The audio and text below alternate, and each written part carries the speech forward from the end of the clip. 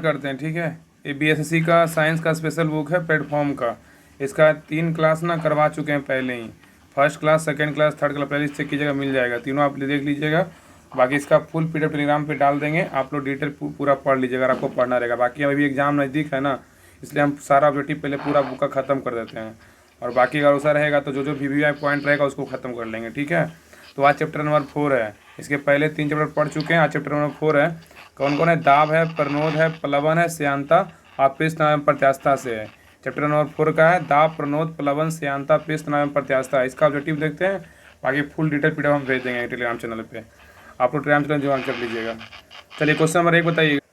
आइए देखिए, सारा डिटेल है ना, बताएगा प्रीवियस ईयर क्वेश्चन। पहले ना प्रीवियस ईयर क्वेश्चन दिया हुआ है, प्रीवियस ईयर क्वेश्चन में बीएसएससी का दिया हुआ है। बता बिहार पुलिस है बीएसएससी में, सब में 30-30 क्वेश्चन पूछेगा साइंस का। इसलिए साइंस को ना स्किप नहीं कर सकते हैं। साइंस का एग्जाम में ना बहुत ज़्यादा वेटेज है।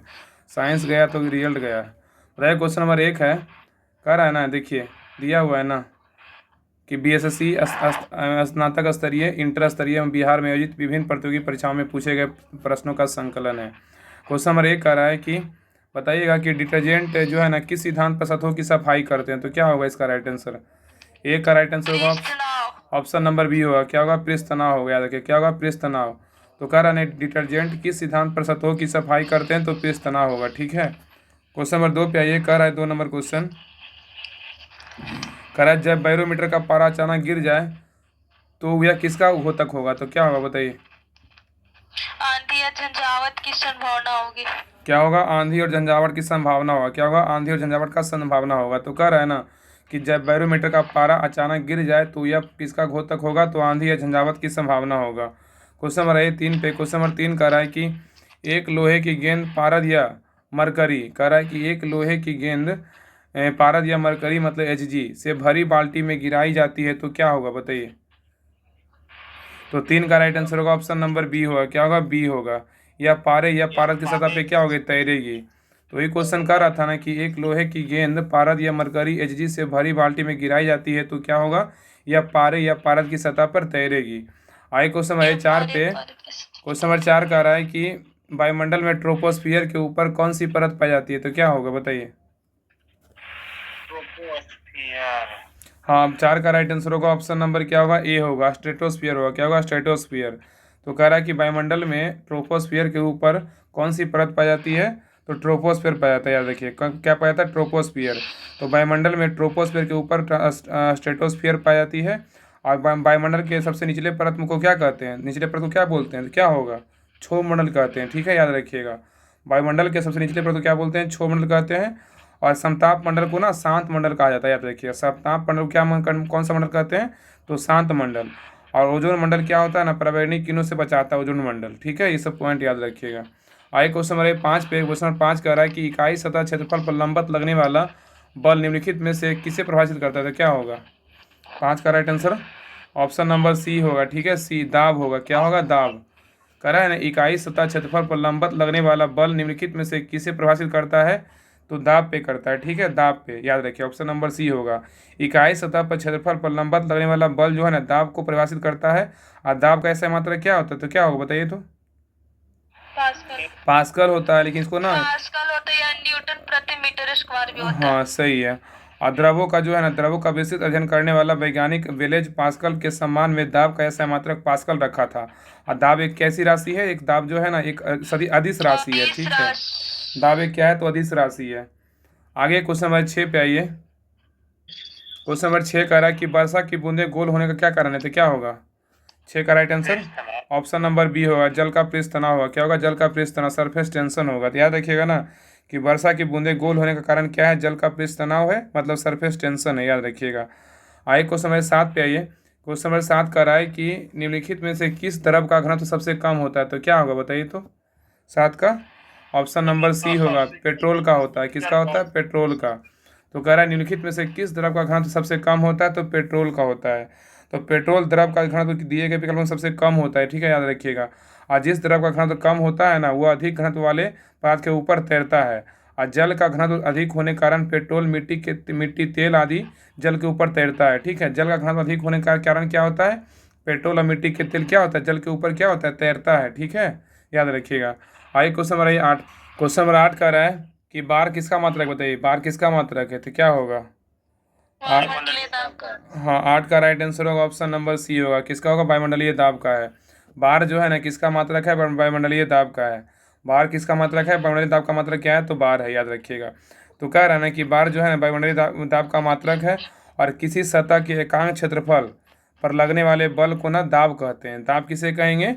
तो किसी सतह के एकांक क्षेत्रफल पर लगने वाले बल को ना दाब कहेंगे। अगर इस बुक को अच्छे से पढ़ लीजिएगा ना, हमको नहीं लगता ना कि वो एग्जाम में साइंस छूटेगा, क्योंकि समझ हा के दिया हुआ है, वन लाइनर की तरह दिया हुआ है। हर एक क्वेश्चन डिटेल वगैरह सारा एकदम पढ़िए और समझिए। तो कह रहा है ना कि दाब किसे कहते हैं? तो किसी सतह को एकांक क्षेत्रफल पर लगने वाला बल को क्या कहते हैं? दाब कहते हैं। दाब बराबर क्या होता है? पृष्ठ के लंबवत बल बटा पृष्ठ का क्षेत्रफल होता है। ठीक है, याद रखिएगा। और आगे कह रहा है ना कि दाब का जो ऐसा मात्रक होता है ना, क्या होता है? तो पास्कल होता है। ठीक है, या तो एन बटा मीटर स्क्वायर भी बोल सकते हैं। कह रहा है कि कुछ सीमा कह रहा है कुछ सीमा तक वस्तुओं की सभी आकृतियां संपीड़ित की जा सकती है, यह विशेषता कहलाती है। क्या कहलाती, बताइए? तो 9 का राइट आंसर क्या होगा? ऑप्शन नंबर सी होगा, प्रत्यास्थता कहते हैं। क्या कहते हैं? प्रत्यास्थता। तो कह रहा है ना कि कुछ सीमा तक वस्तुओं की सभी आकृतियां संपीड़ित की जा सकती है, यह विशेषता क्या कहलाती है? प्रत्यास्थता कहलाता है। ठीक है, याद रखिएगा। कह रहा है ना कि कुछ सीमा तक वस्तुओं की सभी आकृतियां संपीड़ित की जा सकती है, यह विशेषता प्रत्यास्थता कहलाती है।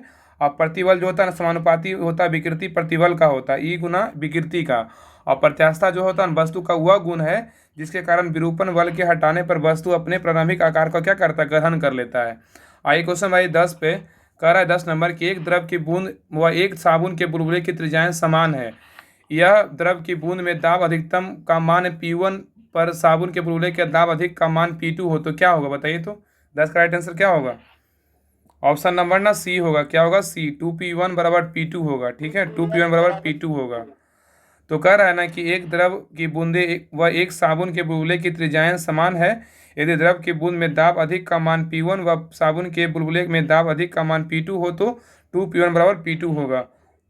आइए क्वेश्चन नंबर 11 पे कह रहा है कि असमान त्रिज्या की नली जिसके दो भिन्न स्थानों का अनुप्रस्थ काट क्षेत्रफल का अनुपात 1:2 में हो, तो असंपीडनीय द्रव के लिए नली में प्रवेश कर रहे तथा बाहर निकल रहे द्रव के वेगों का अनुपात क्या होगा? तो क्या होगा, बताइए? 11 का राइट आंसर होगा ऑप्शन नंबर सी होगा। ठीक है, 2:1 होगा। कितना होगा? 2:1 होगा, याद रखिएगा। 11 का सी होगा, 2:1 होगा। अब आइए क्वेश्चन में इसमें देखिए, इसको देख रहे कह रहा है ना कि असमान त्रिज्या की नली जिसके जो है ना दो भिन्न स्थानों पर अनुप्रस्थ काट क्षेत्रफल का अनुपात 1:2 में हो, तो असंपीडनीय द्रव के लिए नली में प्रवेश कर रहे बाहर निकल रहे द्रवों के वेगों का अनुपात 2:1 होगा। ठीक है, आइए क्वेश्चन नंबर 12 पे। क्वेश्चन नंबर 12 कह रहा है कि जब पानी जमता है तो बर्फ में बदलता है। ठीक है, तो इसका आयतन क्या होगा, बताइए? तो क्या होगा इसका? हाँ, तो 12 का राइट आंसर होगा ऑप्शन नंबर बी, बढ़ेगा। क्या होगा? बढ़ेगा। तो कह रहा है ना कि जब पानी जमता है मतलब बर्फ में बदलता है तो इसका आयतन क्या होगा? तो बढ़ेगा। ठीक है, आइए क्वेश्चन नंबर 13 पे। क्वेश्चन नंबर 13 कह रहा है कि वायुदाब को मापने वाला यंत्र क्या कहलाता है? तो क्या कहेंगे? वायुदाब को मापने वाला यंत्र बताइए। हाँ, क्या कहेंगे? तो बैरोमीटर कहते हैं। क्या कहते हैं? बैरोमीटर कहलाता है। क्या? ऑप्शन नंबर ए, बैरोमीटर कहलाता है। तो कह रहा है ना कि वायुदाब को मापने वाला यंत्र बैरोमीटर कहलाता है। और बैरोमीटर के आविष्कारक बोलेगा तो जो है ना इवान गलेस्ता टोरिसेली को कहा जाता है। ठीक है, तो बैरोमीटर का आविष्कार किसने किया था? टोरिसेली, याद रखिए, टोरिसेली। और जो है ना दाब कैसे मात्रा क्या होता है? तो पास्कल होता है। और दाब क्या है? एक दाब जो है ना एक अदिश राशि है। ठीक है, और एक बार बराबर कितना होता है? तो 10⁵ न्यूटन प्रति मीटर स्क्वायर होता है। आगे क्वेश्चन नंबर 14 पे। क्वेश्चन नंबर 14 कह रहा है कि दाब बढ़ाने पर बर्फ का गलनांक क्या होता है? तो क्या होगा, बताइए? हाँ, ऑप्शन नंबर ए होगा, घट जाएगा। क्या होगा? घट जाएगा। तो कह रहा है कि दाब बढ़ाने पे बर्फ का गलनांक क्या होगा? तो घट जाएगा। तो कह रहा है ना किसी सतह के एकांक क्षेत्रफल पर लगने वाले बल को ना दाब कहते हैं। दाब किसे कहेंगे? तो किसी सतह के एकांक क्षेत्रफल पर लगने वाले बल को दाब कहते हैं। और दाब का जो ऐसे मात्रक होता है न्यूटन प्रति मीटर स्क्वायर होता है, जिसे पास्कल भी कहते हैं। ठीक है, और गर्म करने पे जिन पदार्थों का आयतन बढ़ेगा, दाब बढ़ाने पर उसका गलनांक क्या होगा? बढ़ेगा। ठीक है, जब किसी जो है ना गर्म करने पे जिस पदार्थ का अगर आयतन बढ़ेगा ना, तो दाब बढ़ाने पर उसका गलनांक क्या होगा? बढ़ेगा। जैसे एग्जाम्पल में क्या है? मोम है, घी है, ये सभी क्या है? तो इसका ही मतलब दाब बढ़ाने में उसका गलनांक बढ़ता है। आइए क्वेश्चन नंबर 15 पे कह रहा है कि क्रोलेसिस बल तथा दाब प्रवणता बलों में संतुलन से उत्पन्न समदाब रेखाओं के समानांतर पवने हैं। कौन सा है बताइए, क्या होगा? हाँ, तो 15 का राइट आंसर होगा ऑप्शन नंबर ए होगा, भू विक्षेपी पवन होगा। क्या होगा? भू विक्षेपी पवन होगा। तो कह रहा है ना कि क्रोलेसिस बल तथा दाब प्रवणता बलों में संतुलन से उत्पन्न समदाब रेखाएं के समांतर पवने भूक्षेपी पवने हैं, याद रखिएगा। आगे क्वेश्चन नंबर आइए 16 पे। अब देखिए 16 नंबर जो है ना, यहाँ से मॉडल क्वेश्चन दिया, यहाँ पे जो है ना एग्जाम में आ सकता है ये सब क्वेश्चन। वो तो प्रीवियस ईयर क्वेश्चन था ऊपर में, यहाँ से मॉडल क्वेश्चन है। ये सब क्वेश्चन एग्जाम में ना आ सकता है, इस चैप्टर से दिया हुआ है। 16 नंबर क्वेश्चन कह रहा है कि 1 पास्कल निम्नलिखित में से किसके बराबर होता है? तो क्या होगा बताइए? हाँ, तो 16 का राइट आंसर होगा ऑप्शन नंबर बी होगा। क्या होगा? न्यूटन प्रति वर्ग मीटर होगा। तो कह रहा है 1 पास्कल निम्नलिखित में से किसके बराबर होता है? तो न्यूटन प्रति वर्ग मीटर के बराबर होता है। तो कह रहा है ना 1 पास्कल जो होता है न्यूटन प्रति वर्ग मीटर के बराबर होता है। दाब तो पता है अदिश राशि है, दाब पता है अदिश राशि है। आगे क्वेश्चन नंबर 17 पे कह रहा है कि ताप की वृद्धि, कह रहा है कि ताप की वृद्धि से किसी द्रव का पृष्ठ तनाव क्या होगा? तो क्या होगा बताइए? 17 का राइट आंसर होगा ऑप्शन नंबर बी, घटेगा। हाँ, कह रहा है ना कि ताप की वृद्धि से किसी द्रव का पृष्ठ तनाव क्या होगा? तो घटेगा। तो ताप की वृद्धि से पृष्ठ तनाव का मान किसी द्रव का घटता है, और पृष्ठ तनाव तापमान का व्युत्क्रमानुपाती होता है। इसलिए पृष्ठ तनाव समानुपाती 1 तापमान होगा। इसलिए तापमान के बढ़ने से संसंजक बल कमजोर होता है, जिससे पृष्ठ तनाव का मान क्या होता है? तो घटता है। आइए क्वेश्चन हमारे कितना 18 नंबर पे आइए। कितना 18 ना है ना, कितना 18 है? आइए 18 में क्वेश्चन कह रहा है कि कह रहा है ना इनमें से निम्नलिखित में से कौन सा कथन सही है? इसमें कौन सा कथन सही है बताइए?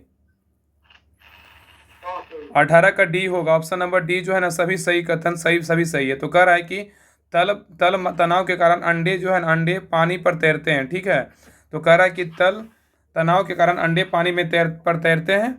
आगे कह रहा है कि ताप वृद्धि होने से कैडमियम व कॉपर का तल क्या होता है? तनाव जो है ना बढ़ता है, ये भी सही है।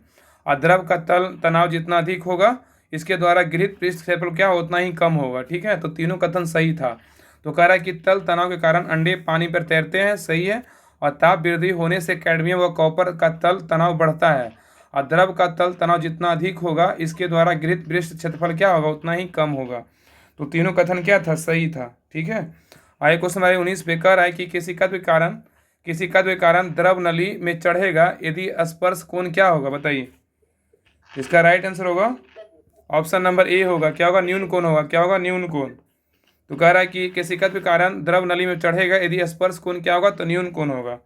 तो कह रहा है केशिकत्व के कारण द्रव नली में तभी चढ़ेगा जब स्पर्श कोण का मान क्या होगा? न्यून कोण होगा।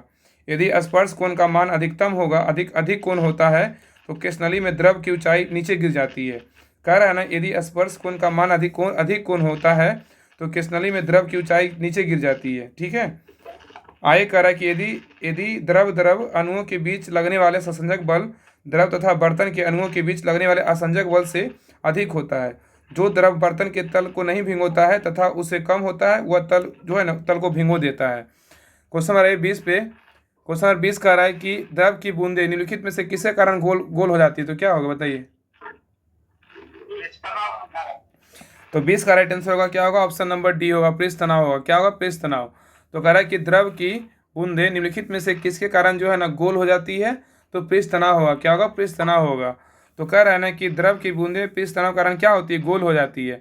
और किसी द्रव का पृष्ठ तनाव वह बल है जो द्रव के पृष्ठ पर खींची गई काल्पनिक रेखा की इकाई लंबाई रेखा के लंबवत कार्य करता है। ठीक है, आगे कह रहा है कि पृष्ठ तनाव के कारण ही क्या होता है ना कि सेविंग ब्रश को अगर जल से निकालेंगे तो आपस में क्या होता है? चिपक जाता है। ये पृष्ठ तनाव के कारण होता है। ठीक है, और समुद्री लहरें को शांत करने के लिए जो है ना तेल गिराते हैं। ठीक है, और आगे कह रहा है कि साबुन डिटर्जेंट आदि जल का पृष्ठ तनाव कम कर देता है।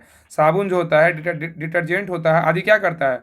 जल का पृष्ठ तनाव क्या करता है? कम कर देता है। ठीक है, आगे कह रहा है कि और पानी पर मच्छर के लार्वा तैरते रहते हैं, परंतु पानी में मिट्टी का तेल मिलाने पर उसका पृष्ठ तनाव क्या होता है? कम हो जाता है, जिसके फलस्वरूप लार्वा पानी में डूबकर मर जाता है।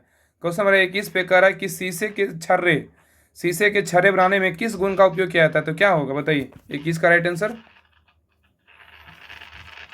ऑप्शन नंबर 21 का जो है ना ऑप्शन नंबर क्या होगा? डी होगा। क्या होगा? डी, द्रव्य शीशे के पृष्ठ तनाव का होगा। तो कह रहा है कि शीशे के छर्रे बनाने में किस गुण का उपयोग किया जाता है? तो द्रवीय शीशे का पिष्ट तनाव का उपयोग करते हैं। आइए क्वेश्चन नंबर आइए 22 पे कह रहा है, 22 नंबर क्वेश्चन कह रहा है कि इस निम्न में से कौन सा यंत्र गेज दाब को मापने के लिए प्रयुक्त किया जाता है, तो क्या होगा बताइए। 22 का ऑप्शन नंबर क्या होगा, तो सी होगा, याद रखिए कौन होगा, सी, दबांतर मापी होगा। क्या होगा, दबांतर मापी होगा। आइए कह रहा है क्वेश्चन नंबर 23 है, कह रहा है ना कि एक ठोस वस्तु का द्रव्यमान 180 ग्राम है, ठीक है।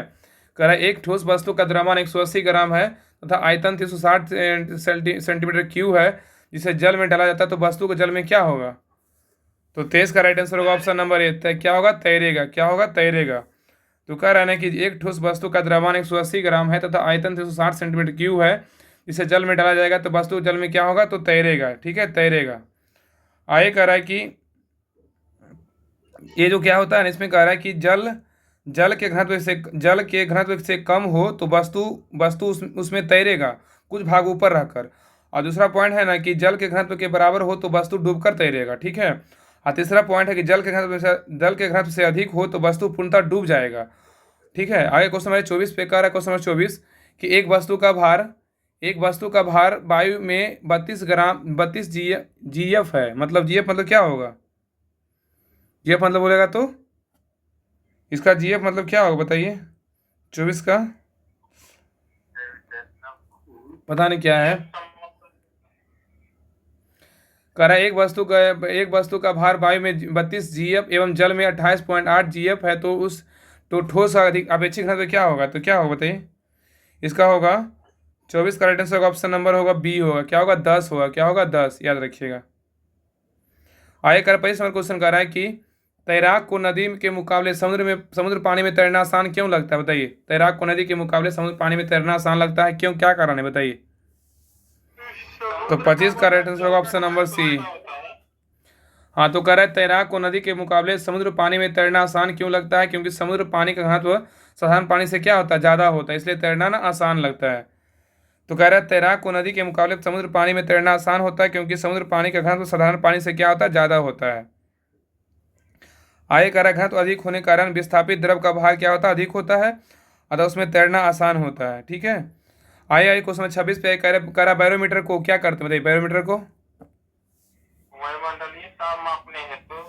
तो 26 का राइट आंसर होगा ऑप्शन नंबर क्या होगा, तो सी होगा। क्या होगा, सी होगा, ठीक है ना। 1 और 4 सही है।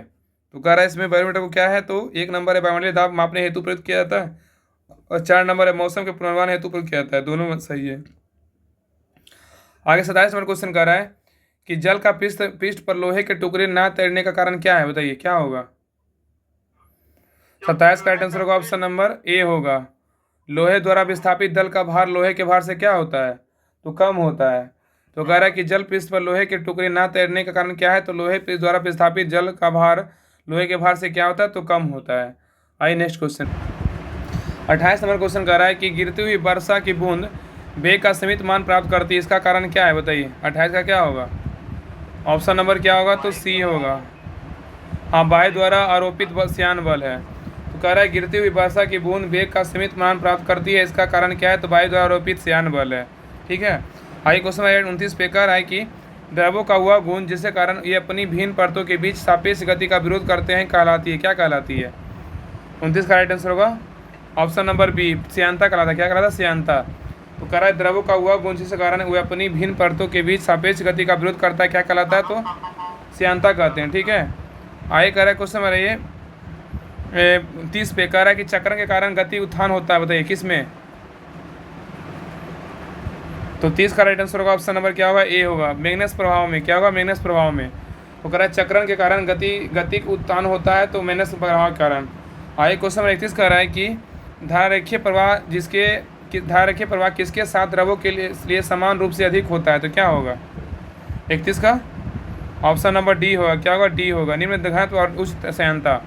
तो कह रहा है धारारेखीय प्रवाह किसके साथ द्रवों के लिए समान रूप से अधिक होता है, तो निम्न घनत्व एवं उच्च श्यानता। आगे क्वेश्चन नंबर 32 पे कह रहा है कि समुद्र के पानी का घनत्व बढ़ता जाता है, जैसे जैसे क्या होता है बताइए। 32 का राइट आंसर क्या होगा, ऑप्शन नंबर डी होगा। क्या होगा, गहराई व खारापन दोनों में वृद्धि होती है। तो कह रहा है समुद्र के पानी का घनत्व बढ़ता जाता है, जैसे जैसे गहराई व खारापन दोनों में वृद्धि होती है। आगे कह रहा था 23 नंबर क्वेश्चन कह रहा है कि नदी में तैरता जलयान जब समुद्र में जाता है तो यह क्या होता है, बताइए क्या होगा। क्या होगा, तो 23 का राइट आंसर होगा ऑप्शन नंबर ए, थोड़ा सा ऊपर उठ जाता है।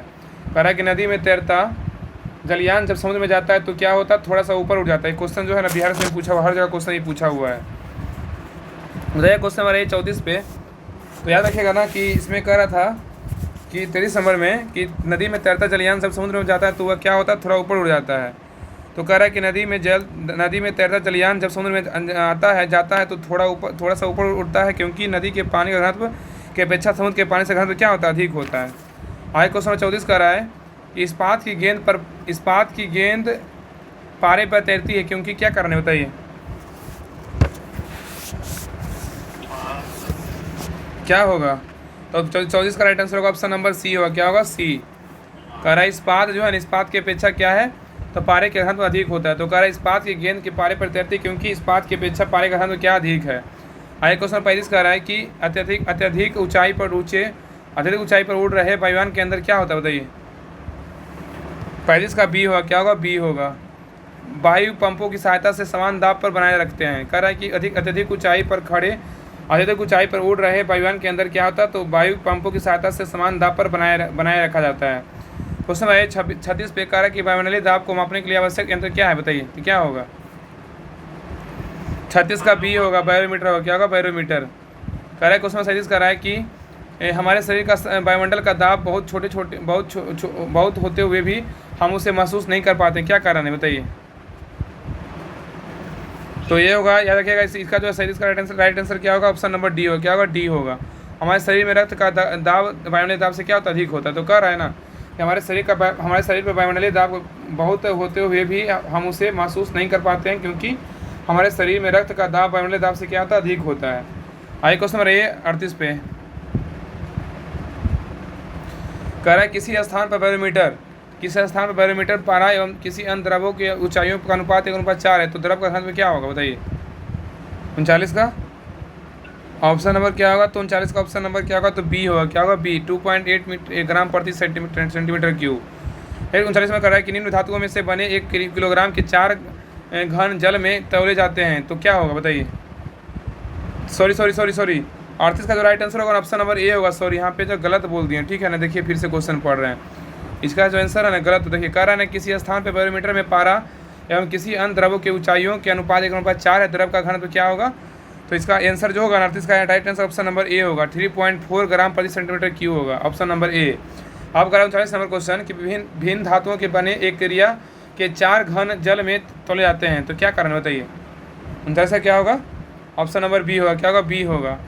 कह रहा है न्यूनतम क्या है, न्यूनतम घनत्व वाले घन का भार क्या होता है, न्यूनतम होता है। आगे कह रहा है क्वेश्चन 40 कर रहा है कि हाइड्रोजन से भरा गुब्बारा नीले में किस स्थायी आसानी से ऊपर उठा ले जाएगा, तो क्या होगा, बताइए 40 का क्या होगा आंसर। 40 का सी होगा ना, 1 किलोग्राम ढीले ढाले के रूप में भरे पंखे। तो कह रहा है ना कि हाइड्रोजन से भरा गुब्बारा निम्नलिखित में से किस आसानी से ऊपर उठ जाएगा, तो 1 किलोग्राम ढीले ढाले के रूप में भरे पंख। 41 नंबर क्वेश्चन कह रहा है किसी झील में एक पत्थर फेंकने पर जैसे जल के में नीचे डूबा जाता है तो उस पर उत्प्लावन क्या होगा, बताइए उत्प्लावन बल बोलेगा तो एक तरह से क्या होगा, ऑप्शन नंबर डी होगा, क्या होगा, एक समान रहता है, क्या एक समान रहता है। आगे कह रहा है कि पारे की दो बूंदें, कह रहा है कि पारे की 2 बूंदें संपर्क मिलाने पर मिलकर एक बूंद बनाती है, इसका कारण क्या है, द्रवों पर द्वारा क्या होता है। 42 का सी होगा, क्या होगा, सी न्यूनतम पृष्ठ बनाए रखता है। कह रहा है कि पारे की 2 बूंदें संपर्क में लाने पर वे मिलकर एक बूंदी मतलब बड़ी बूंद बनाती है, इसका कारण क्या है, द्रवों पर न्यूनतम पृष्ठ क्षेत्र बनाए रखता है। आगे 43 पे कह रहा है कि कांच में स्वच्छ प्लेट जल डालने पर वह पतली रूप में फैल जाती है, जबकि पारा डालने पर गोलीय बूंद के रूप में बना रहता है, उसका कारण क्या है, तो क्या होगा 43 का ऑप्शन नंबर होगा सी होगा, क्या होगा, सी। तो कांच के साथ पारे के आसंजक की अपेक्षा जल का संजक बल क्या होता है, अधिक होता है, बिल्कुल सही है। आगे क्वेश्चन 44 पे कह रहा है कि क्रिकेट की घूमती मतलब पचक्रामन में गेंद की बाई से इधर उधर उछाल दोलन स्विंग निम्नलिखित में किस आधार के अनुसार न स्पष्ट किया जा सकता है, तो क्या होगा 44 का ऑप्शन नंबर डी होगा क्या होगा, बर्नौली प्रमेय। तो कह रहा है ना कि क्रिकेट की घूमती परिक्रमान गेंद का वायु में इधर उधर उछाल दोलन स्विमिंग निम्नलिखित आधार के अनुसार स्पष्ट किया जा सकता है। तो बर्नौली प्रमेय। नेक्स्ट है लास्ट क्वेश्चन कर रहा है 45 नंबर कि रेलवे प्लेटफॉर्म के किनारे पर खड़े युवक के सामने तेल की गति रेलगाड़ी के गुजरने पर क्या होगा। 45 का क्या होगा, ऑप्शन नंबर सी होगा क्या होगा, हाँ गाड़ी की ओर गिर सकता है। तो कह रहा है रेलवे प्लेटफॉर्म के किनारे खड़े युवक के सामने तेज गति से रेलगाड़ी को गुजरने पर क्या होगा, तो गाड़ी की तरफ क्या होगा, गिर जाएगा। तो ये सेट नंबर था, मतलब 4 था, ये मतलब चौथा चैप्टर का था, पूरा खत्म हो गया। बाकी नेक्स्ट चैप्टर कल देखेंगे। आज का PDF चाहिए टेलीग्राम चैनल ज्वाइन कर लीजिएगा, PDF वहाँ पे डाल देंगे सारा फुल PDF। तो आज के लिए यहीं तरह रहने दीजिए।